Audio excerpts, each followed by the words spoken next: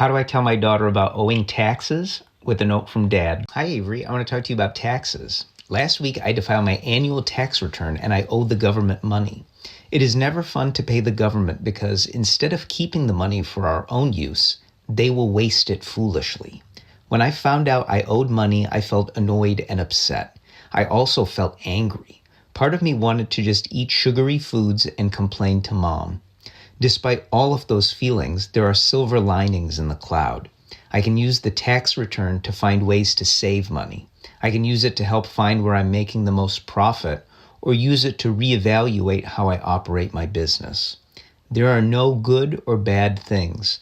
The goodness or badness comes from how we react and interpret the events, and thankfully, our interpretation is always up to us. I know you will have some bad news in your life. I hope you remember to use your great brain and find the positives. I love you. Love, Dad. So last week I got my tax return and I owe a bunch of money, and it wasn't $100 or $1,000. It was a lot.